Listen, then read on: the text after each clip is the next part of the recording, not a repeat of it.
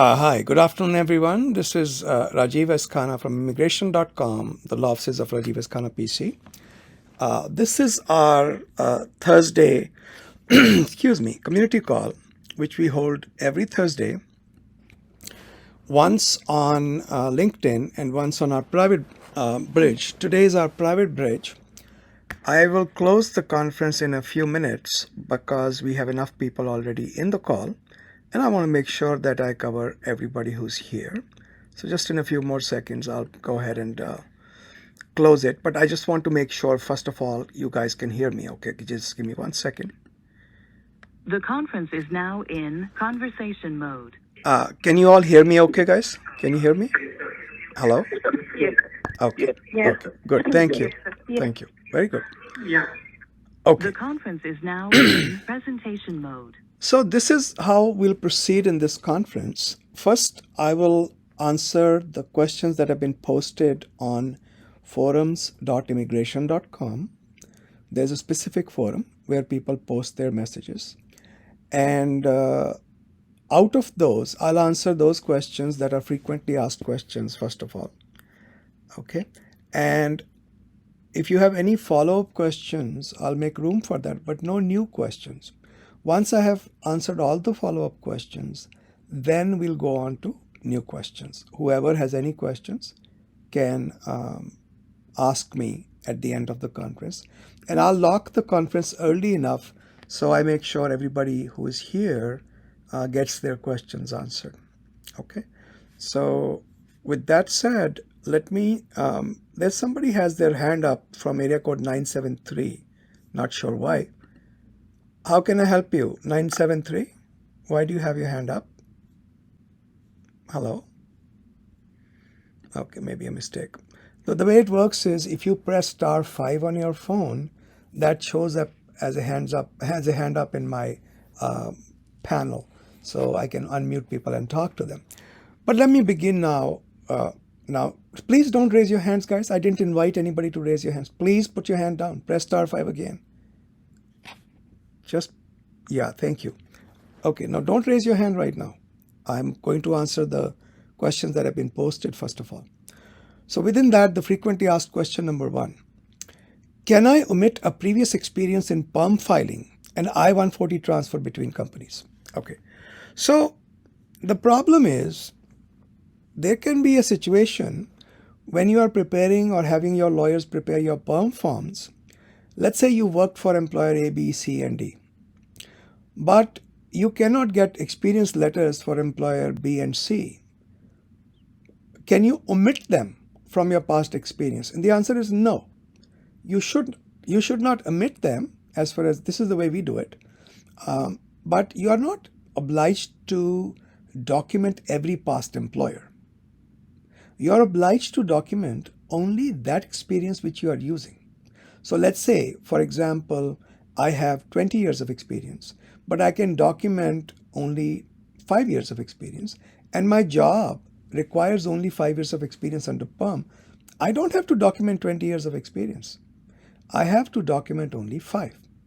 So therefore, there is no need to omit past employers. Okay?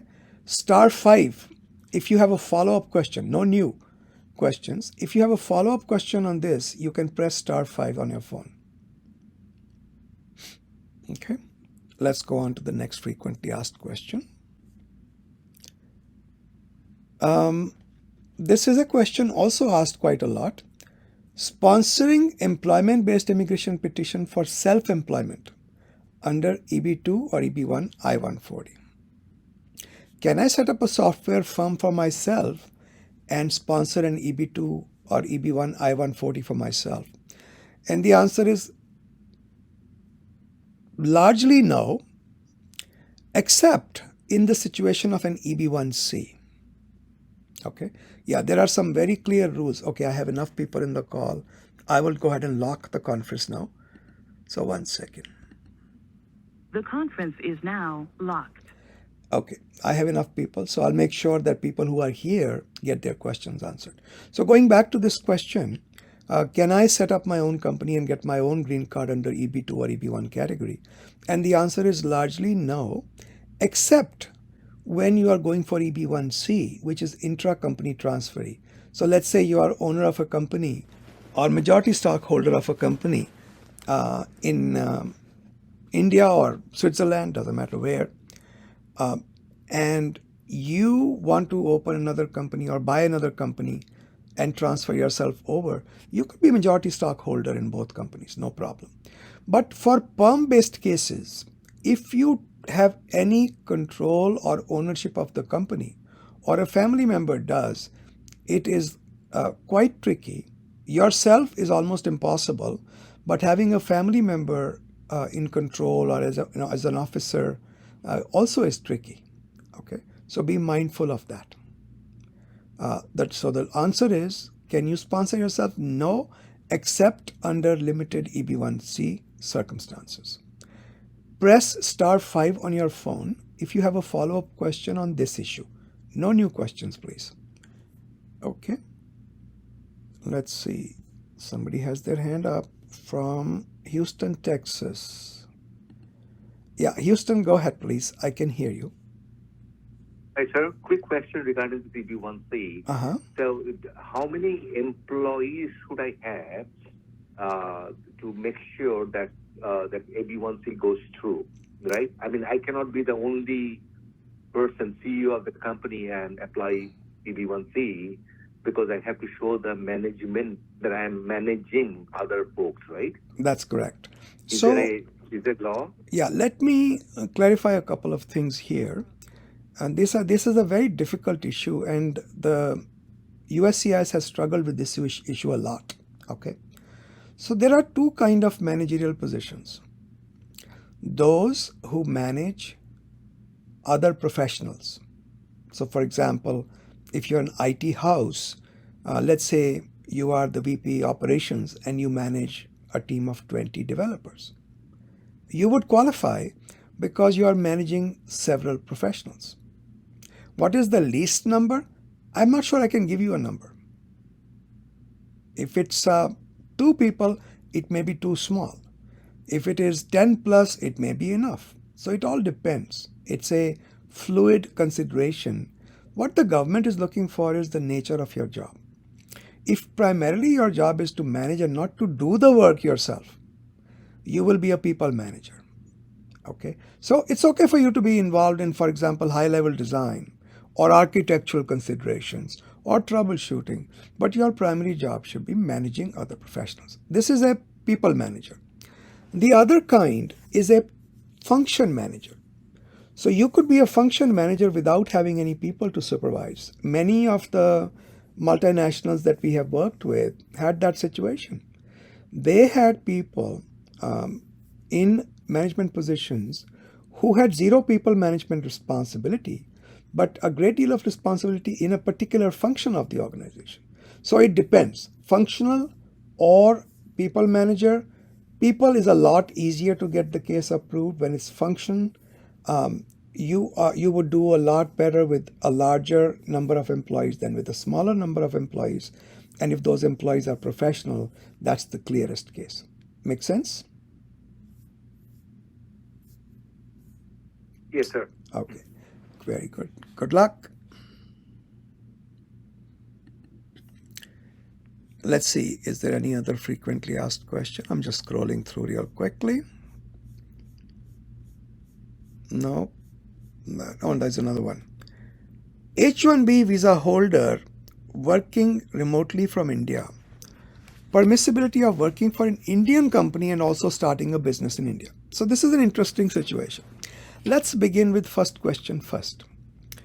Can an H1B holder work from India, that's their home country, or Pakistan or Bangladesh or UK, wherever your home country is, or Canada? Can you work on an H1B while you live in another country?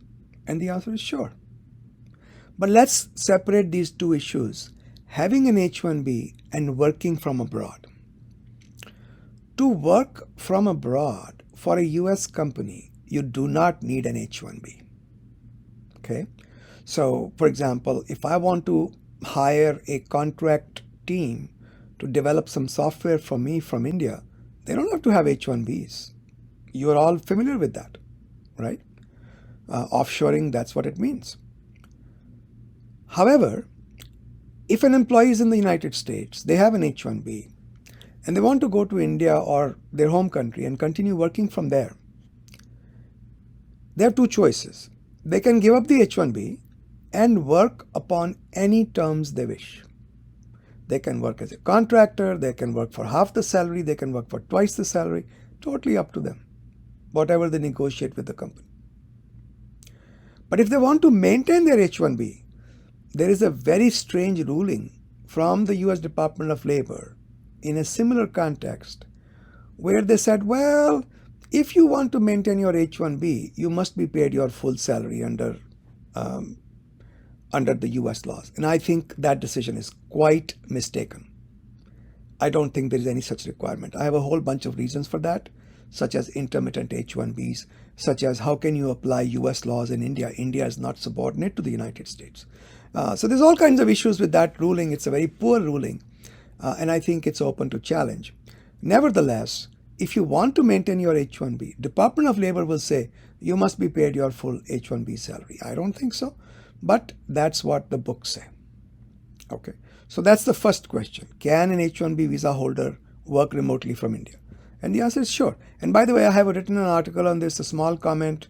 You can go to just search for Rajiv as Khanna Economic Times, and you'll see my comments pull up.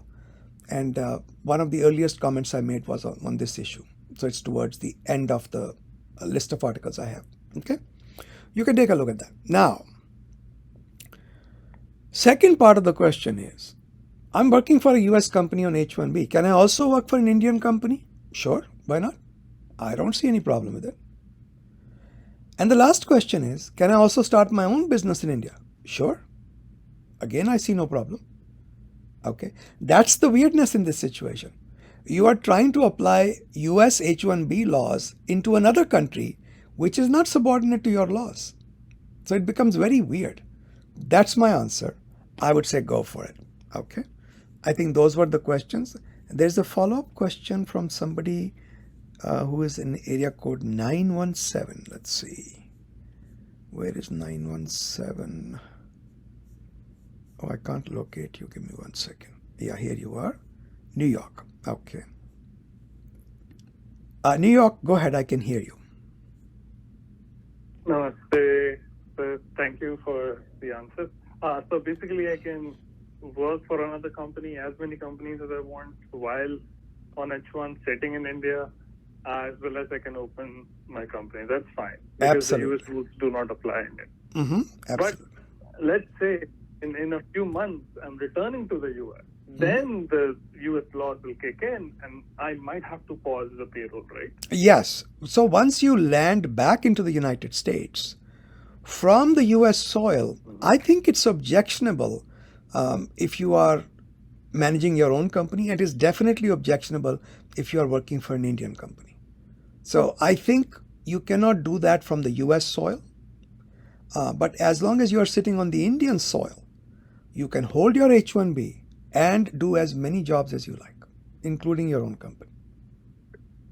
But if I return to the US, is there a way for them to know if I'm working remotely for an Indian company? That's the spirit of the law, right? Like that. No. That's, first of all, that's a very bad question to ask, because the question you're asking me is, how will I get caught?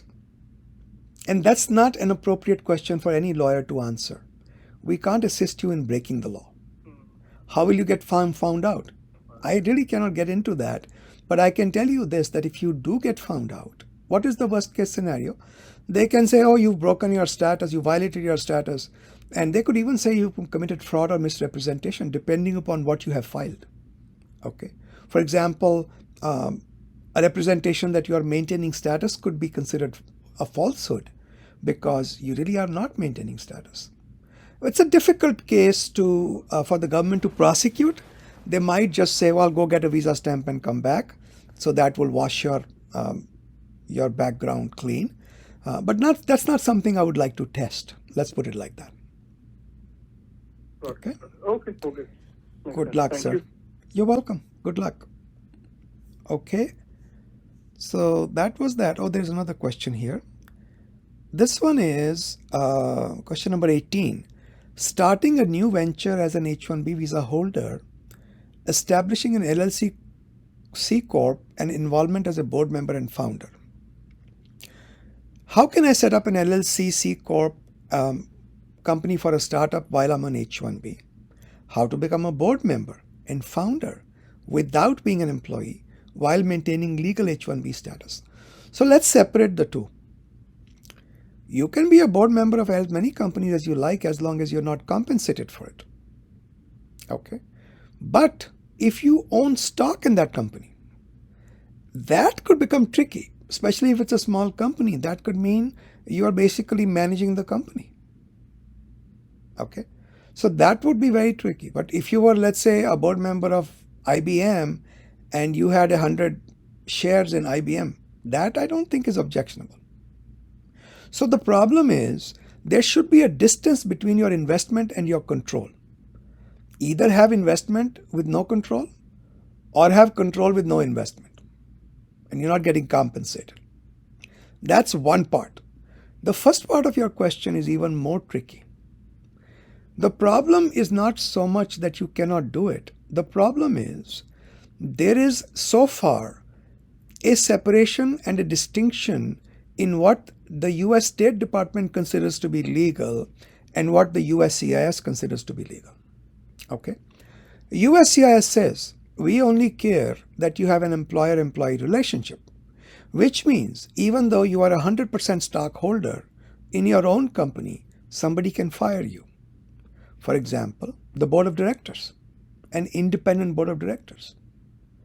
Now, it's still tricky, but it can be done. We've done it many times before, but always informing the clients that, look, if you go abroad to get a visa stamp, you could be hanging out there forever because the consulates could say, oh, no, this is fraud. You can't do this.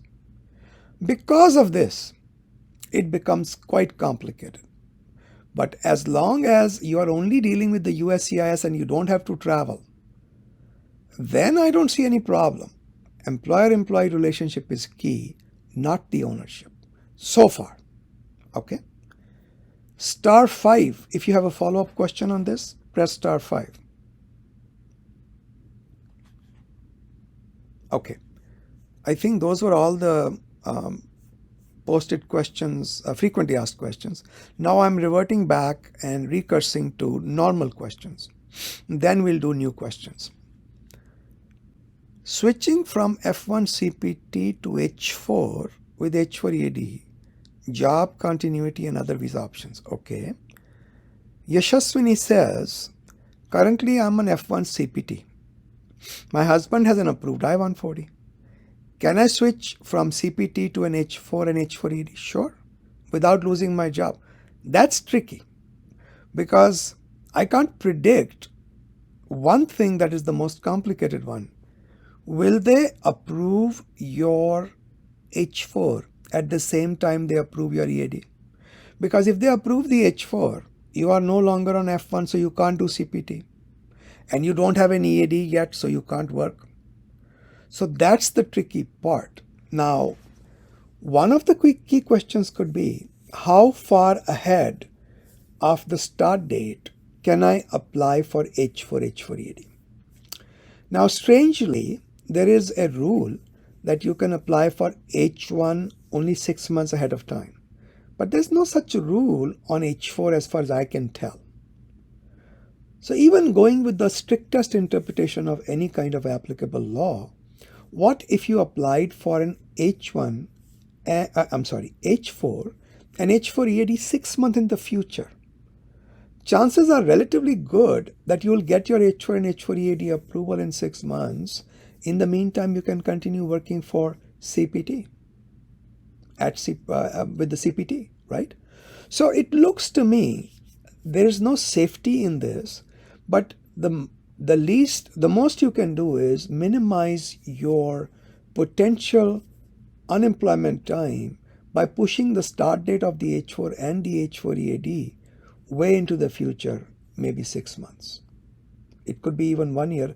I can't really answer that question because there is no law that I am aware of that covers that situation. Okay. *5. If you have a follow-up question, press *5. Okay. So this one, I think, is New Jersey. Yeah, it is. Okay. Yeah, New Jersey, go ahead, please. Hi, Rajiv. So my name is Parth, and I have a question regarding the F1 CPT. I'm on F1 CPT, but this is a separate issue. I have traveled once to Canada on Automatic Visa Revalidation. Now, this time again, I'm traveling again to meet my brother in Canada with my parents. But while coming back, I'm also bringing one of the distant family relatives. So is it okay with me? Is it fine if I can carry over with me? Will border security officer gonna ask any question?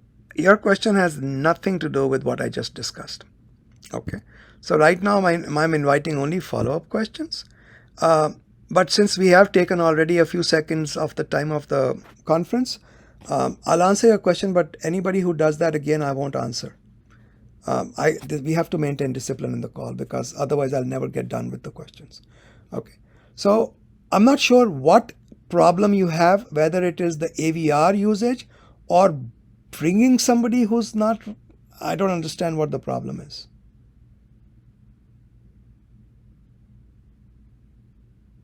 Okay. Where is your issue? No, everyone has a valid. Sorry? They have.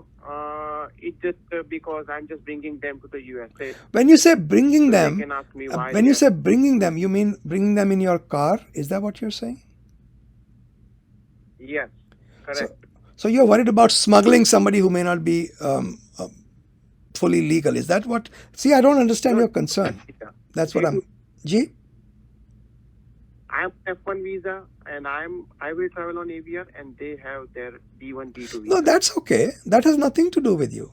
I mean, if there are 5 people traveling in the car, one could be a US citizen, one could be a green card holder, one could be F1, one could be H1, one could be F2. Doesn't matter. Everybody has their own independent status. The only time you need to worry is if you are smuggling somebody illegally in the United States. This is going openly through the border. They don't like this other person's status, they can deny him. So no, there's no issue with that. Okay? Good luck. Thank you so much. You're welcome, sir. Good luck. Good luck. Okay, guys, please discipline. No questions should be asked that are unrelated to what I'm discussing. Otherwise, we won't be able to get through this. And we are recording this call, so we want to make sure the call is coherent. Okay? No worries. Next question. Impact of job title discrepancy on the I-140 process and the need for reapplying prevailing wage. Oh my God. That's a complicated question. Let's see. I've been employed with 2 employers in the past. A is the current employer. B is past employer. Past employer, no I-140 was filed. He filed H1B. It got rejected. I've been on OPT with them for 1 year. For my I-140 process, the current employer has filed prevailing wage. Got approved this June. But initially, my current employer's attorney asked for a document for filing the PWD, the Prevailing Wage Determination. Then accidentally, I provided my job title with my previous employer, which was data engineer, as that being my title at the client location. Now to proceed further, the current company asked for the employer verification letter. Okay. When I reached out to my previous employer, my title was then turned out to be software developer, but the duties remain the same. So this is not a major problem. Okay. When there is a conflict, I'll tell you 2 reasons for this. One reason is we really don't care what your title was. We look at the job description. And remember, a data engineer could very well be a software developer too. Think about it. What if as a data engineer, you are creating automated data pipelines? There's coding involved, there's programming involved. What if you were writing ETL routines? Okay. So there's all kinds of, you're writing SQL queries, stored procedures, Any of those things could be software developer rather than data engineer. So I'm not that concerned about it, but your lawyers have to figure out the best way to proceed forward. You want to consult with us, we'll be happy to talk to you.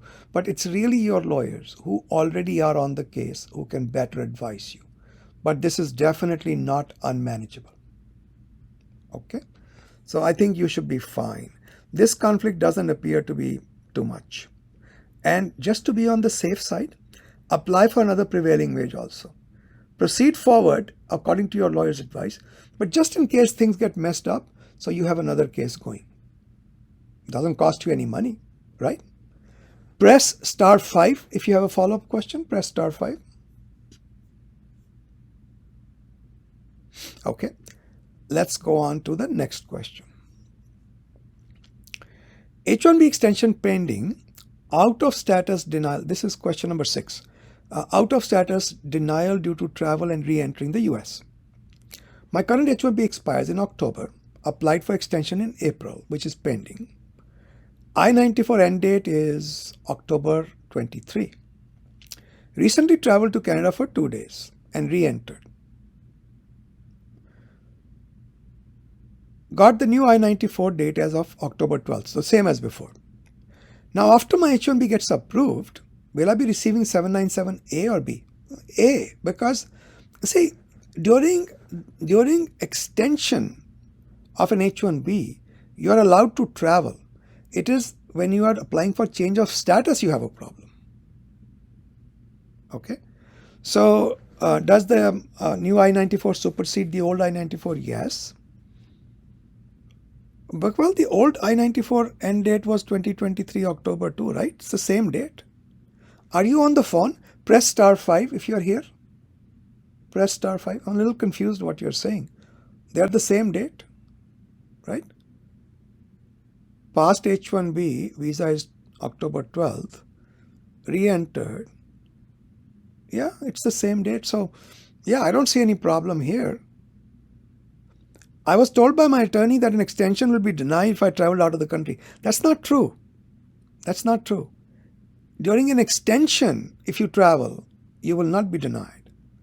But you will be denied if you travel during change of status. Again, you'll be denied status, but you will not be denied your H1B approval. You can go through our frequently asked questions on immigration.com. Okay. Somebody from California just raised their hand. California, go ahead. Are you the one who posted the question? No, but I have something similar. Okay, wait. I'm not done yet. Situation. Just wait, please. Okay. Let me finish. Okay. So the bottom line for you is, it looks to me like your I-94 is expiring the same day, both the old and the new. The new one does supersede the old one, but it doesn't make any difference. And I think you should be given a 797A with full status because you travel during extension, not during a change of status. Okay, so you're all set. California, go ahead. Hi, yeah.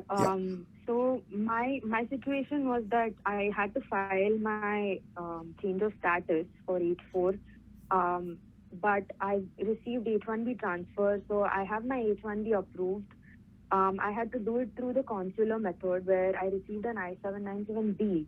I exited the country and came back, which essentially means that my H4 petition will be abandoned, correct? Correct. So my question the way it works is, I already hang on. The way it works is, go ahead. Whenever you file for a change of status to H1, you are asking for two things. One, you are saying, approve my H1, and two, change my status from, let's say, F2 to H1, or F1 to H1, or H4 to H1. So every H1 petition, when filed for somebody within the United States, has two requests in it. One is the determination that you are eligible for H1B, and two, the actual change of status. When you travel, you will get H1B approval, but not change of status. Okay. For that, you have to go for visa stamping. Yeah. Now, if you have an H4 change of status pending, that is denied automatically. It's abandoned. Okay. Okay. What else? Got it. So right now my H4 petition has been denied automatically because I exited the country and came back. Mm-hmm. My question to you is one, will that impact in any manner my current approved H1B? No, not at all. I always want you to double check with your lawyers, because immigration law is extremely complex. Mm-hmm. Smallest things can make a big change. I'm not looking at your entire paperwork, so I can only guessing it that it's just a normal H1B, like 99% cases are. But there's always that 1% that worry me. So double check with your lawyers. But what you asked me was, the fact that I departed and the fact that the H4 is abandoned, does that impact my H1B? Not at all, not even 1%. Okay. But I would strongly advise you to please withdraw your pending H4. Why do I say that? Got it. Because it can happen. You go get your H1B visa stamp and you come back. Okay. 10 days later, you get H4 approval, because government can mess up all the time. Now, what status are you on? Are you on H1B or H4? Actually, you're on H1B. I am on my No, hang on. No. I'm not asking you a question. I'm asking a hypothetical question and answering it. So, here you have an H4 approval that came after your H1B approval. Now it will become a problem for you to get that revoked, talk to the USCIS and say, what are you doing, guys? I left. My case is already abandoned. You should not have approved this case. So why get into all that? It is much cleaner to just withdraw your H4. Okay? That's what I'm saying. Sounds good. Yeah, that was going to be my second question, but yeah, you answered it. Thank you so much. Oh, you are very welcome. Good luck. Okay, so let's go to the next question. It's kind of interesting how immigration law and coding also, it's like solving puzzles, because there are so many little pieces, and one little piece here and there, one colon dropped from a code can make a big difference. You're looking for where the things went wrong. Same thing in immigration law. Smallest change in the variables could result in a big change in what the output is. So be careful. Don't assume that you know the answers. Reentry permit I-131 delays. This is from Kiran, question number 7. I-131 delays and the effect on green card status. I am a green card holder past couple of years, filed for reentry permit, still waiting, cleared biometrics, moved to India. Okay, so you know what I do? I tell people, when you have a reentry permit pending but not approved, just be safe. Try to keep coming back within 6 months while this case is still pending. But under all circumstances, definitely return within 1 year. Try to come within 6 months until the I-131 is approved. Once it is approved, then you're okay. Okay? So I just think that is the smart thing to do. Press *5 if you have a follow-up question. Okay. Next question is EB-2 I-485 pending and relocating to Canada on H1B work permit. Influence on family stay. Your family can stay. Well, you have a 485 pending. Why not? I think they can. Let's see. Me and my family have EB-2 485 pending. I'm planning to apply for a Canada work permit. Can spouse and kids stay and I keep visiting them using AP? I don't see any problem with that. I think they can. Okay. Now, you have a problem if you stayed on H1 and they tried to stay back on H4. Then if you're outside the US, that is problematic. But I'm not aware of anything, and this can be researched before you make any firm plans. Have your lawyers research it. But my knowledge is, or my information is, that should not be a problem. If my family cannot stay in USA without me, that is fine. We can all visit frequently to maintain AP. So no, you don't have to visit frequently. You just have to come back before the advance paroles expire. So if you all wanted to go together and hang out together in Canada, you could definitely do that. Okay. I don't see that as a problem at all. *5 if you have a follow-up question. *5. Okay. Let's go on to the next one. Using both H1B and H4 EAD. H1B location change amendment. Okay. Can you please help me with the following information? Number one, can I hold and use H1B visa and H4 EAD at the same time? No. You can either be an H1B status or H4 status. Number two, I have H1B for X location, might get deployed to Y location, different state. My employer is the same. You need an amendment. Okay. Star 5 if you have follow-up question. Now there can be a situation when you are living at the border of two states and the new location and the old location is less than 50 miles or normal commuting distance. Maybe you don't need an amendment, but I usually file amendments in these cases. Okay, so that's where I would hold you. Star 5 if you have a follow-up question. Press star 5. Okay, let's go on to the next question.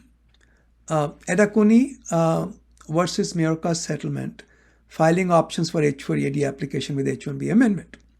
I'm in Canada right now and will move to US on H4. My spouse is in US. I want to apply for H4 EAD and get it fast. My spouse's company is filing for H1B amendment. I heard about the Edakunni Mayorkas settlement where we can file H1B, H4 and H4 EAD together, premium processing, remember that. Since I'll already be in USA on H4 visa, it makes sense for me to bundle my spouse's H1B amendment with H4 EAD, sure. Well, here is the problem, okay?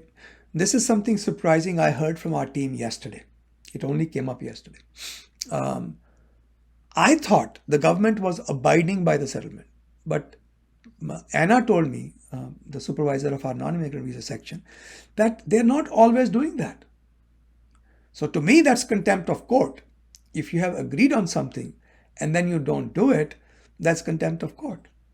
But to prosecute them or to proceed against the government for this sort of contempt of court, somebody has to file a petition in court. So that gets complicated. Bottom line advice, theoretically on the books, they are supposed to do it. I don't know if they are doing it in fact. So, but certainly worth a try, no harm in it.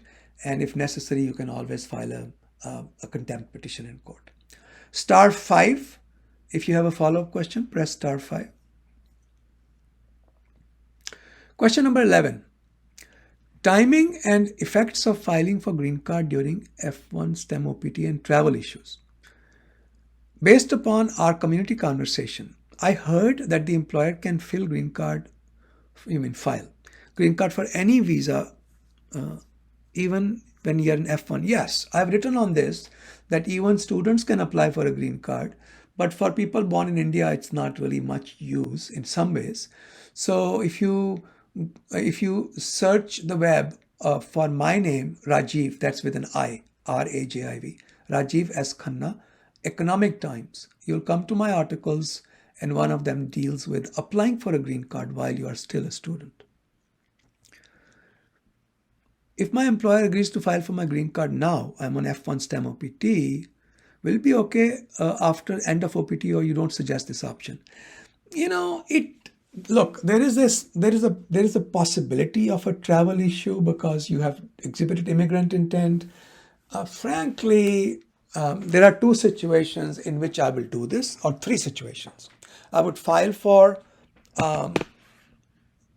a green card while I'm still on H1 on F1. Hang on one second, let me grab some water. I've been talking non-stop for the last 5 hours. So,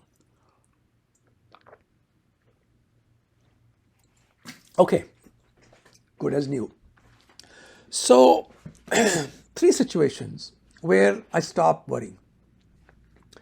Number one, where I'm not going to travel until I get an H1B approval. Because if you have an H1B approval, pending green card is no issue. Okay. Situation number two, where I don't mind the little bit of risk that there is in traveling. I don't know, it's a big risk. Some risk is there, but I think it should work out okay even if you have a green card pending, because the green cards are taking so much time. The third one, I had a third situation in mind. So H1, F1, I'm forgetting the third situation. But there are multiple situations where this risk is either mitigated or eliminated. So in the H1B situation, this risk is completely eliminated. If you are from Australia, in an E3 situation, it will be eliminated. So, it depends on a particular case. I would recommend just get a consultation so that you can clarify these issues and make sure that you understand what the ramifications are in your specific set of circumstances. Okay. *5 if you have a follow-up question. Press *5. That was Rahul. Next question is remote work for manager in the US subsidiary of a multinational startup before L1A. This is for a multinational startup. Can a manager of an Indian parent company work remotely? No, there's no issue with that. We have many L1A workers working remotely. The employee has some constraints to come to the US. Oh, this is even easier to answer. So let's say you are from India. Okay. Your company got you your L1A. Can you sit in India and work for the US companies? Absolutely. Absolutely. Would you lose your L1A? No, not at all. I have clients who are global CEOs, members of board of directors, who have obtained L1s just because they don't want the hassle of a B2 or a B1 visa. They will only come to USA 10 days in a year. Okay. But they'll come on an L1. So L1 doesn't require your continued presence. Remember that. So there's no issue here. *5 if you have a follow-up question, press *5. Next question, number 13. Working remotely during I-140 appeal and I-45 application employment status upon approval. Okay. During the pendency of an I-140 appeal, is it permissible to commence employment, return to India, work remotely? Well, working remotely is always an option. Okay. But do discuss with your lawyers. There are some things that need to be carefully examined. But in principle, you can work from India anytime. That's not an issue at all, for your home country. The 485 application is still pending. Everything is valid till July 2024, EAD, AP, etc. If the appeal is approved, can the employee return to the United States and what impact will it have on the 485 application? See, I don't know of any reason why you cannot travel while the I-140 appeal is pending. And when an appeal is approved, the way I see it, it is approved going back to the date of denial because the denial is eliminated. That means there was never any gap in your status. So you can use that advance parole and that EAD to re-enter. I think it's workable, but double check with your lawyers as always. *5 if you have a follow-up question, press *5. Okay, this one is from area code 832, which is Texas. Texas, go ahead, please. Texas. Good afternoon, Rajiv. Good afternoon. There's an update in the case that the 485 is also cancelled. Now you can't travel. Okay, now you can't travel. Okay, now, well, actually, no, let me rephrase that. This is the way I look at it. And I don't think there is anybody who can give you a clear answer to this. This is the way I look at it. So it's not as clear a situation as if the 485 was still pending. If you traveled out and the appeal is sustained, you win the appeal, then what happens is it should also reinstate your 485. That means you still have permission to travel. That's one way to look at it. The other way to look at it is you cannot travel without a valid advance parole. Okay, so these provisions of law have to be examined carefully. If you had a valid advance parole, I think your argument is pretty strong. But if the advance parole has been thrown out, does it get reinstated? And does that protect you because you left when the advance parole was not valid? Hard to answer that question. I'm not sure I have the answer for you. Okay, but one thing more. I understand all the points you're saying. But one thing more. I just thought of something else. If your priority date is backed up enough, is way back when, so you can always come back on H1 and apply for I-485 again. Nothing stopping you from doing that. Yes, sir, I understand. But the point here is the denial of 485 is because they couldn't trace the appeal that was filed. Oh, okay. Yesterday, I called up the support center and they said that there is no A number on the appeal. And that's the reason the officer could not see it and they actually cancelled it, and because of which my advance payroll and EAD, everything will subsequently get cancelled. Other than going against this cancellation also, is there any administrative process or can I write to somebody because it's a technical fault on their absolutely. You should do, I would first contact congressmen. Okay. So you go to congress.gov. In the extreme right hand panel, there is write to your congressman. There is a little box where you can put your address. Don't put your address, just put your zip code. It will give you 3 entries, 2 senators usually and 1 House of Representatives member. You can contact any one of them, contact a congressman, tell them that you have an immigration problem, who should you talk with in their office. They'll connect you with somebody who can help you fix this problem. Okay? Sir, I in fact wrote to White House and they gave a reference letter already to the USCIS center. Yeah, White House, I don't know what. Center reached out to me. Yeah, I would do the congressman's office sir, if I were you. Okay? Okay, sir. Thank you. Good luck. Thanks, Good luck. You're welcome. Thank you. Yeah, there are some weird problems in these agencies.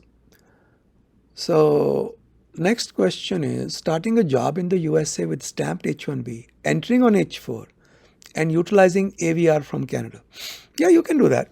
So, if you have an H1B visa stamped, you entered USA on H4, they didn't cancel your H1B visa, and you came, and then you just went to, you don't use AVR, you use your visa to come back in. You go to, let's say, Canada or Mexico, and you turn back. When you come back, you show them your H1B visa. Don't say I don't want to enter on H4, I want to enter on H1B. That should work. That's valid, sure. *5 if you have a follow-up question. Oh, by the way, you'll also show them the approval notice, the H1B approval notice. *5, okay. Next question, working for client B on STEM OPT cap gap, okay. H1B approval for client A, okay, that's fine. And risks of changing clients before H1B start date. I don't see any risk. And traveling for H1B stamp, well, I mean, the 221G is the only risk where you can be delayed. I mean, I don't see what other risk is there. Let's see your whole question. I'm on F1 visa. My STEM OPT EAD ended in June. H1B got selected. My staffing company used a job offer from client A. I've been working on client A cap gap, same staffing company, for the past 1 month. Now I got a better job offer from client B. Given that my H1B starts, so first question is, can you change clients while you're on cap gap? I don't see why not. You can double check with your DSO if you need to make any additional filings. I don't think you do. But double check them. If you're on STEM OPT, they might have some. See, actually, STEM OPT people should not be placed at third-party sites. That's always problematic. So if you're on first year of OPT, I don't see any problem in changing employers because the cap is continuing that status.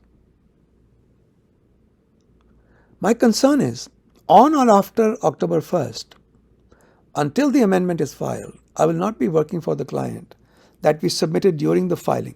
No, I don't think that's an issue. What do I need to be aware of if I terminate my job with client A and start with client B before October 1st? See, before October 1st, you are on cap. I don't see any problem in changing employers. I mean, not employers, you're doing clients. Okay.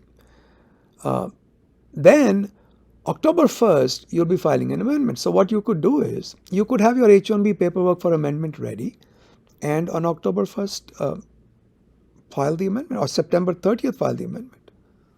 Okay. So with that, once the amendment is received by the USCIS, you can change clients. Okay.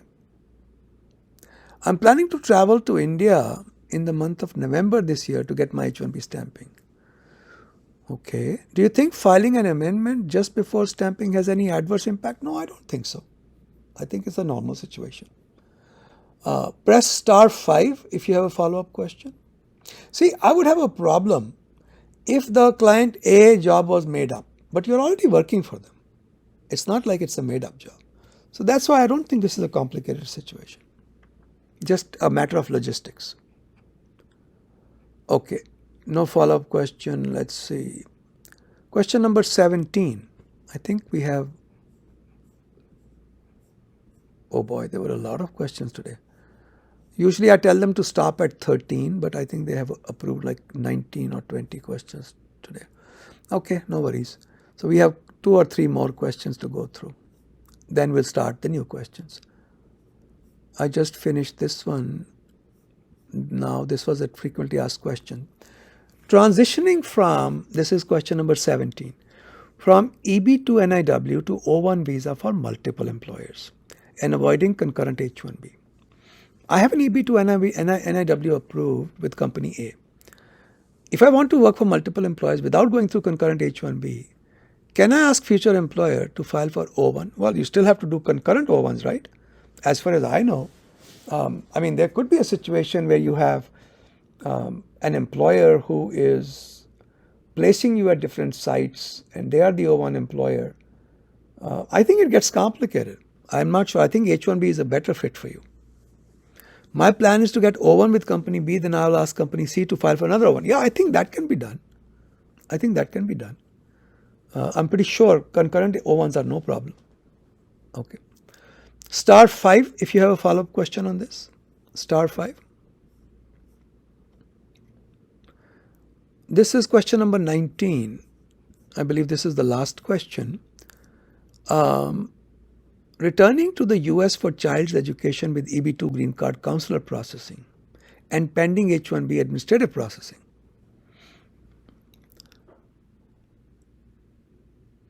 Living in Bangalore for the past 10 years. Prior to that, I worked for a US-based consulting company till 2011. They started a green card process, EB-2. I-140 approved. Moved to India. Converted my green card to consular.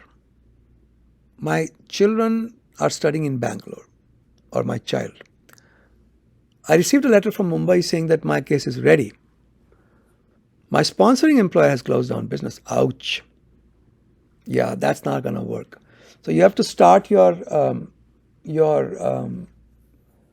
green card all over again and have your new lawyers or old lawyers review your case to make sure that there is no problem in transferring the priority date. Okay. At the beginning of this year, another consulting firm got me an H1B based upon the approved I-140, but 221G problem. So these are the, should I attend an immigration interview? No, absolutely not. No. Should I postpone the consular interview? I think you may want to withdraw the consular interview. Okay, but start a new green card. Don't just, postpone it, start a new green card. At some point, you can withdraw your visa application in consultation with your lawyers. But do not go for the immigrant visa interview. That will be denied, should be denied. *5. Any follow-up questions? Okay, anyone has any questions, press *5, please. Anyone has any questions, press *5. I will call you up in the order that you logged in. Okay. Let me see how many questions we have. We have a total of 7 questions. No problem. 7 is an easy number. No, 8. That made it 8. No problem. So the first one I'm going to unmute is somebody from New Jersey. Give me 1 second while I locate you. You are from area code 973. Yeah, New Jersey, I can hear you. 973. Hello? Yeah, I can hear you. Go ahead. This is Shivraj. Hello? Can you hear me? Yes, I can hear you. Yeah. Actually, my spouse came to US in 2021 on H4 visa. it's a dependent H4 visa, and she has a valid stamp till September 2023. Okay. And in 2022, she went to India and she got H1B picked, and she came on H1 in 2022. Mm-hmm. And it's valid till 2024 September. And we recently got a baby, so we thought of taking a break, and we filed a change of status within the grace period of 60 days. Mm-hmm. Okay. We have one question actually, like even if the change of status is pending, can we cross the border and come into the US on H4? Is it possible? Okay. So I'm sorry, I got lost in the facts of the case. I was focusing on something totally different, and I think your question is totally different. So your wife was on H1B status, right? Yeah. No. I think no. Hang on. Let's do this whole fact pattern again. She entered the US on H4 visa, right? Yeah, she entered on visa of H4 in 2021. Acha. And she came back, she went to India and she came back in 2022 on H1 visa. Okay. All right. So I thought she came back on H4 visa. Okay. So she came back on H1 visa. That means she was on H1B status, right? Yes. Okay. Yeah. All right. So now have you applied for H1B to H4 change of status? Yes. Okay. Yes, we applied for change of status within the 60 days of grace period. Okay. Now the problem is... And we are thinking of... Yes, you are thinking of what? We are thinking of crossing the border, Canada. Okay. Does she have an H4 visa stamp on her passport? Yeah, she has an H4 visa stamp till September 2023. Okay, so what you want to do is, even though the H4 will be abandoned, you don't care, because you will come back with H4 status, right? Because you have a visa, which is good till September of which year? 2023. For this year. And also my I-7 is approved till 2026. Okay. So they should give her an approval till 2026. Okay. Just make sure that when you enter, you argue with them. Don't go with the visa date. You have to go with my approval date. Okay. So the answer to your question, can you do this? I don't see any reason why you cannot. I think you can. Okay. But the pending H4, of course, that will be considered to be abandoned. Okay. That doesn't matter anymore. So we can enter the... that doesn't matter. So we can cross the border and... Yes, sir, you can. You can. Okay. Yeah. Good luck. Yeah. Thank you so much, sir. You're welcome. Yeah, thank you so much, sir. You're welcome. Area code 310, California. I can hear you. Hi, sir. Hi. My name is Vinod. And actually, I came to US on H1 in 2012. Okay. Right. And I have never exited back to India till now. Okay. So the only thing is, like, when I see, because I'm still working on H1, so I'm right now applying for the jobs and I see vendors and everybody. So that when I go into the I-94 online form, it says a departure date as 2013, June 8th or 9th. So the problem is I never exited, but the departure date says like that. And vendors are saying that there is no re-entry back to you, so they are not able to. So basically, they're not even trying to. Basically, there's a mess up in the customs and border protection records, right?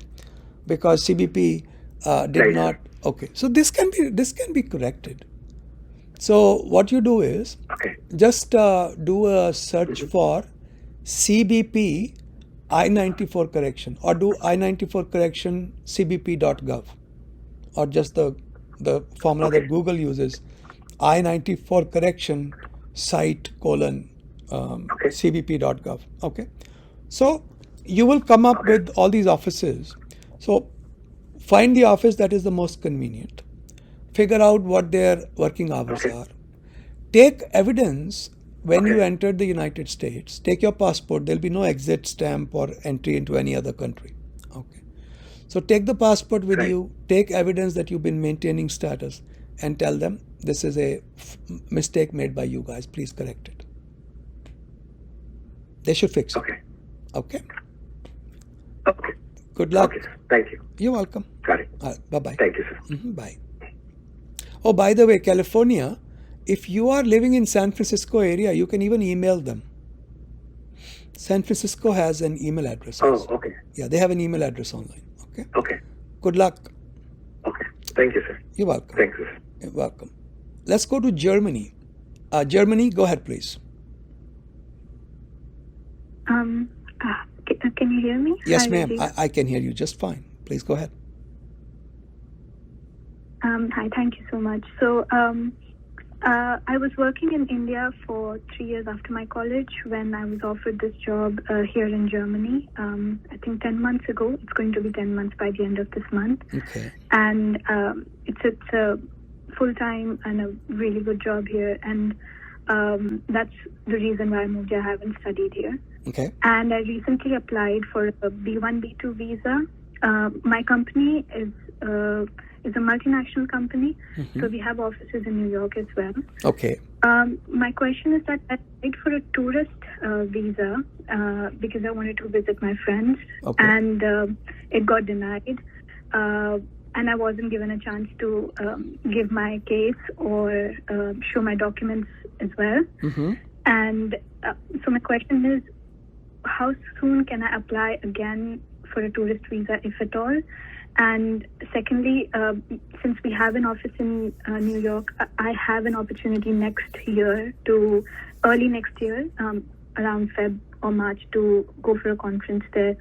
So if, a second rejection could impact my business reasons, that would also be a problem for me. We need to understand why was it denied. Was it 214B? Yeah, it was 214B. Yeah, that you can't. You can try applying again, but 214B is very difficult to overcome. You know why? Because that is the judgment call of the consulate that you are not going to come back. You're going to become an immigrant, which is silly. Exactly. But somebody who has a great job, why would they want to become an illegal immigrant to the United States? Look, there is not a whole lot you can do about it. You can try getting a lawyer to write a letter for you, asking for a review by something called the LegalNet, which is the visa office in Washington, D.C. But in cases like this, there is maybe one chance in 100 that they will reverse this decision.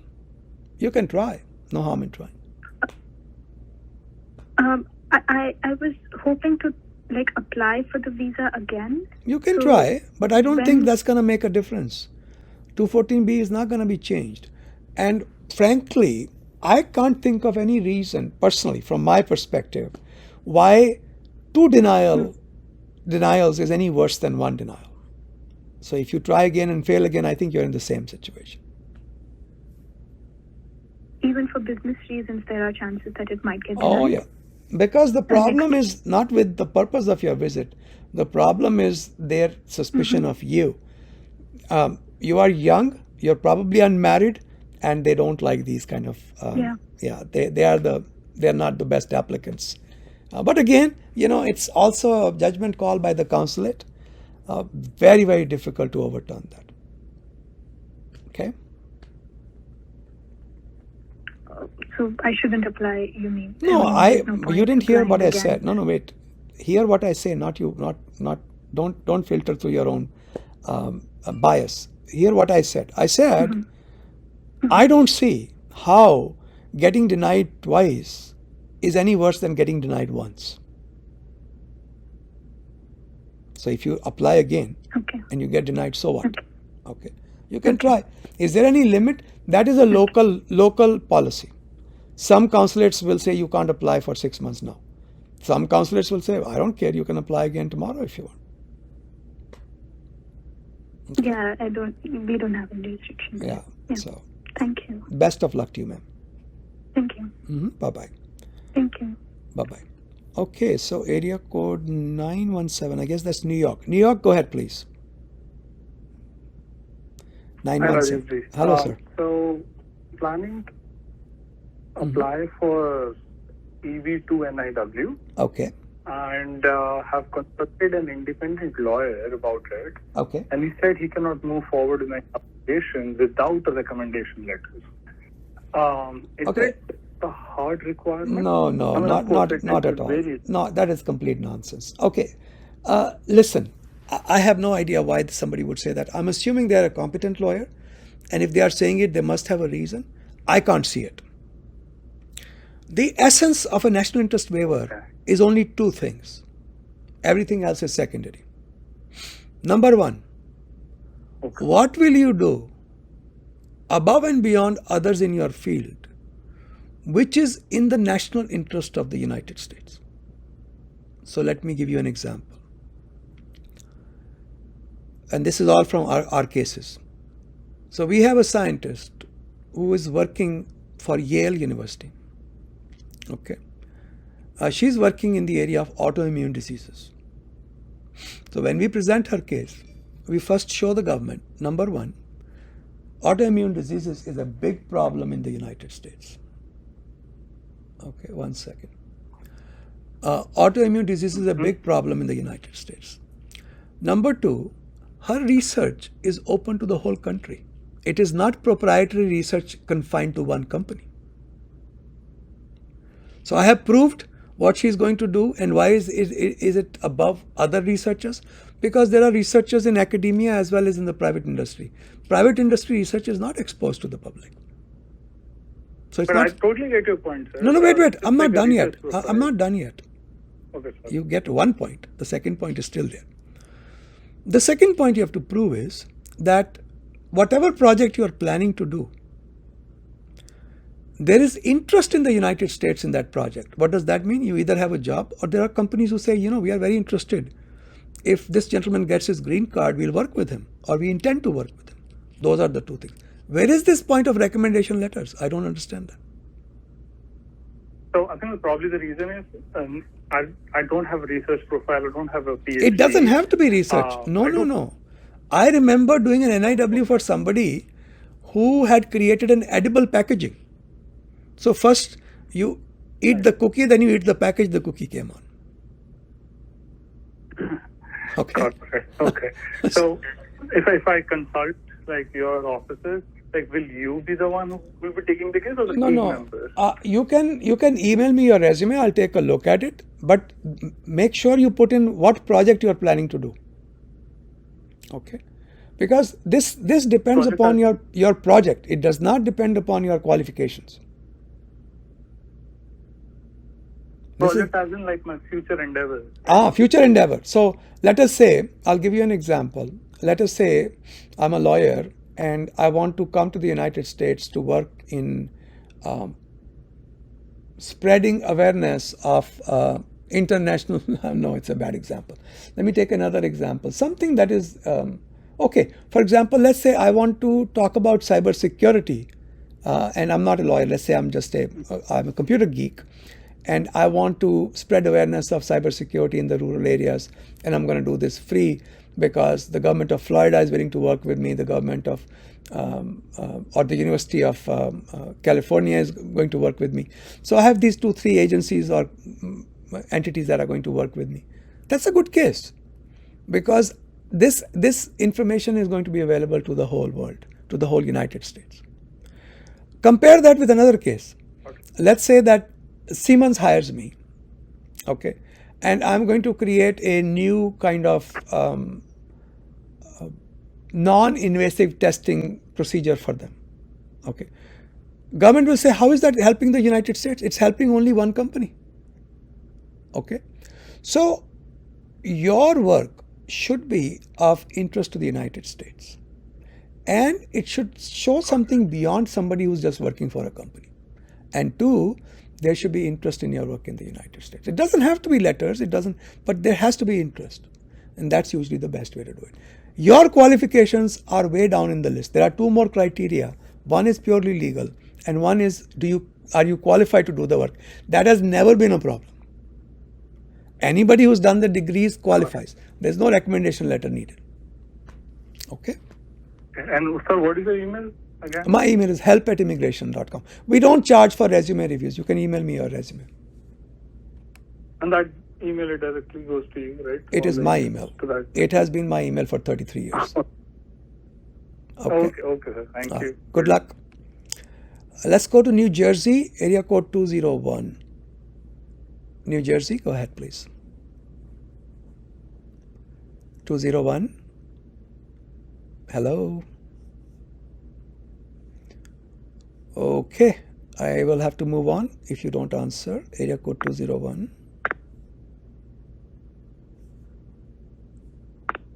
All right, let me go to 858. 858, go ahead, please. Georgia. No, not Georgia, California. California, 858. I wonder if you guys can hear me. Okay. Let's go to the next one. Once again, this is New Jersey, area code 201.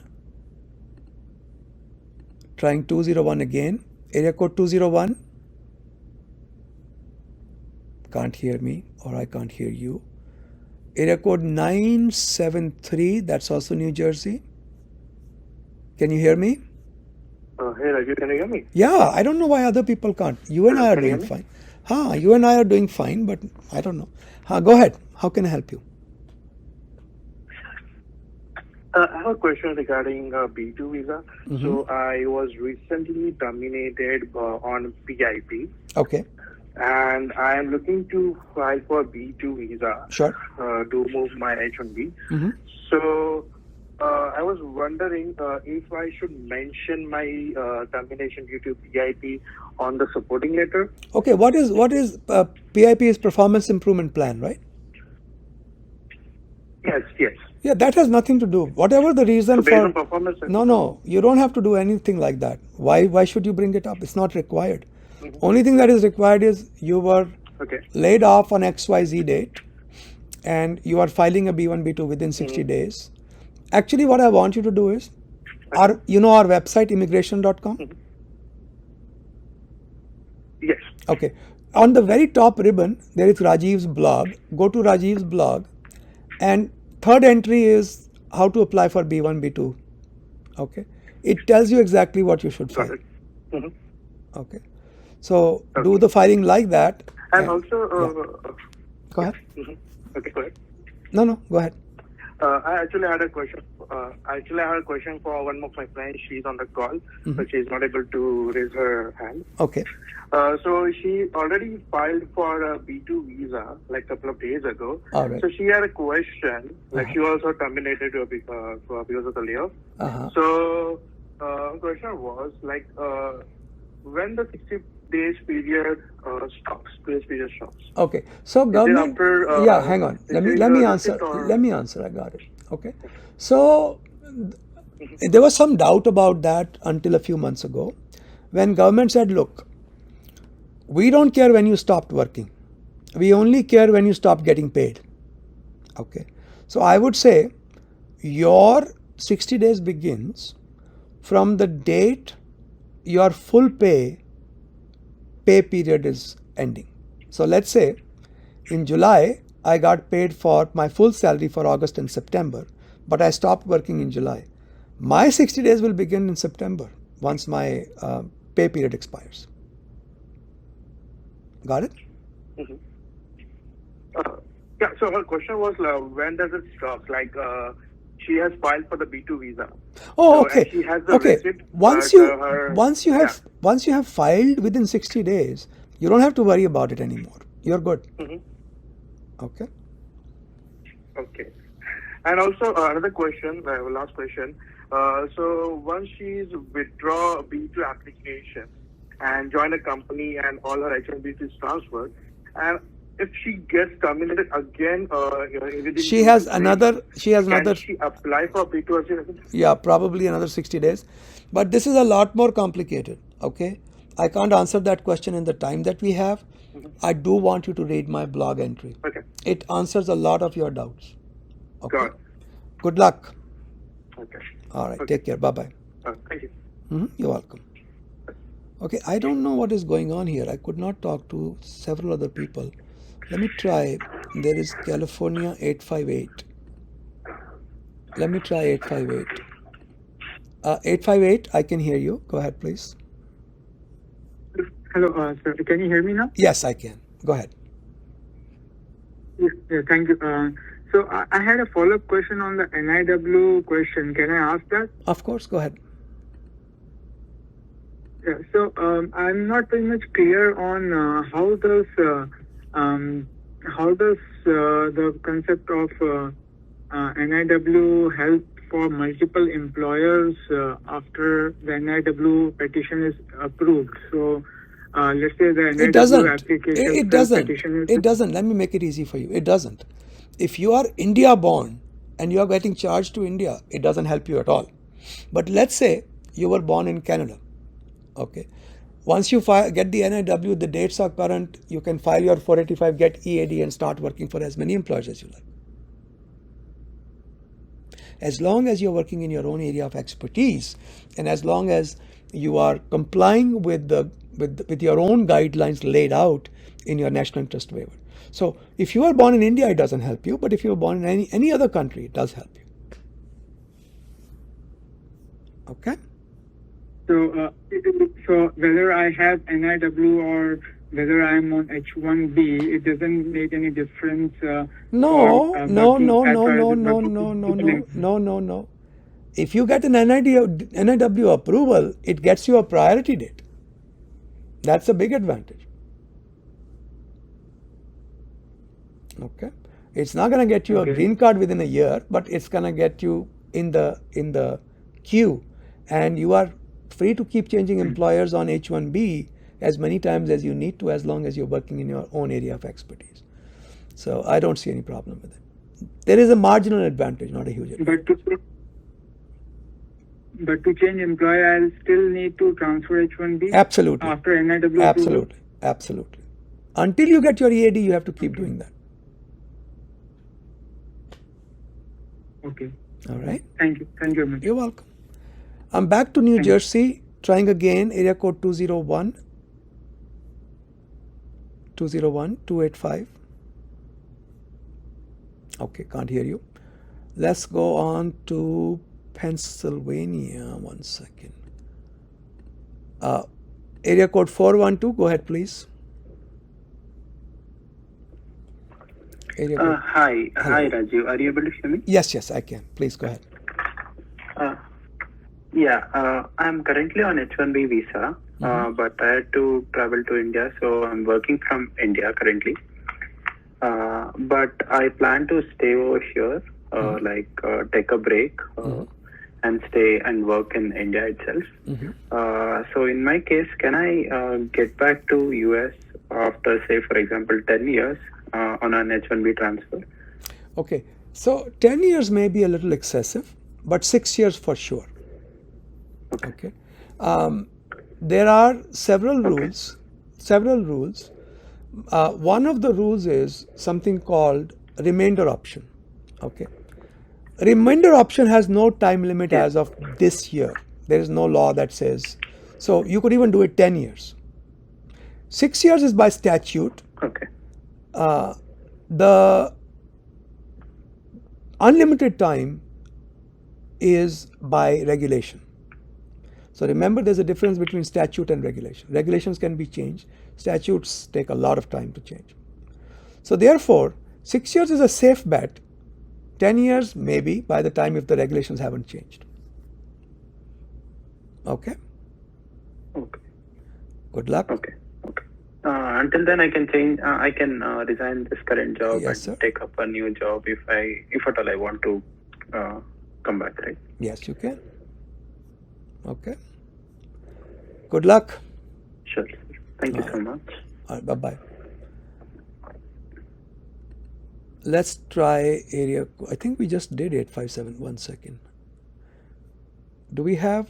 Well, no. 857. 857.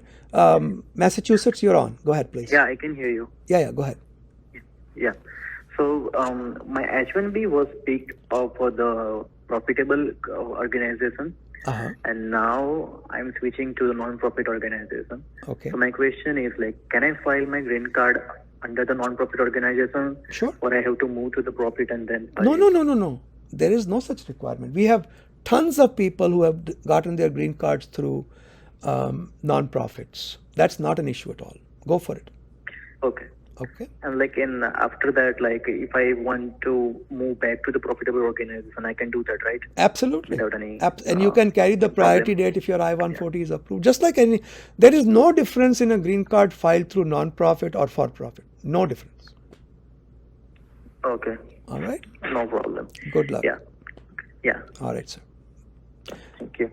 I'm going to try New Jersey one more time. Last time I'm trying. New Jersey, area code 201. You are the last person. Go ahead. Can't hear you, sir. Or ma'am. Oh, I'm so sorry. Don't know what else to do. Let me try unmuting, okay? We have only a few people, like 7 or 8 people left in the call. Let me try. Let me try conversation mode. The conference is now in conversation mode. Area code 201, say hello. Area code 201. Something wrong with your phone, sir or ma'am. Sorry, guys. I tried. Always a pleasure talking to all of you. Stay well. I'll see you next Thursday. My area code is 214. Not on your caller ID. On your caller ID. No, wait. 214 is Texas. No. This is 201. Yes. You are not even in the you're not the person I'm talking to. The person I'm talking to is area code 201. Did you have a question? Texas 214? Yes, sir. Oh, but yes, your hand was not yes, up. Sir. Your hand was not up. So give me 1 second. Okay. Give me 1 second. Let me mute everybody else. Give me 1 second so that we don't have an interruption. Okay, go ahead. What is your question? Sir, I'm with company A who filed my 485, and I got my EAD and AP approved. I'm planning to move to company B. They're saying that they will be doing a H1B transfer because of the SOC code that has been filed earlier is no longer available.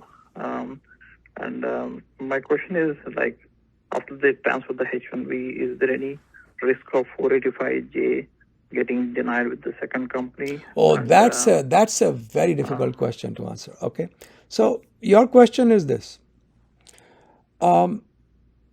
supplement J. Let me rephrase that. You have a 485 pending. I-140 has been approved. 485 has been pending 180 days. Correct? Yes. Okay. Now, if I want to change companies, but it's a different SOC code, is it a problem? I don't know the answer to that question. It could be or it could not be. Why? Because remember, the jobs have to be same or similar. So, for example, if I go from being a software developer to a manager, it's a different SOC code, but it's not a problem. Why?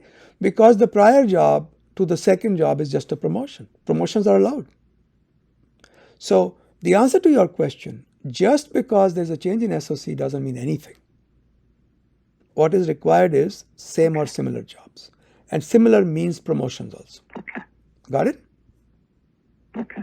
Got it. You're all set. And my second question is, sir, so if from company B, if I move on to company C, can I go in EAD or should I need to do a H1B transfer? I always prefer to get the H1Bs done, but if you're in a hurry, you can do an EAD. You can listen to our frequently asked questions. Later on in time, whenever you have time, you can always convert back to H1B. Go get a visa stamp from Mexico. You'll be back on H1B. But EAD is not that dangerous if your jobs are secure. Okay? Okay. Good luck. Okay. Thank you, sir. You're welcome. Okay. All right, folks, the very best of luck to you, and I'll see you next week, Thursday, on LinkedIn Audio. Bye-bye.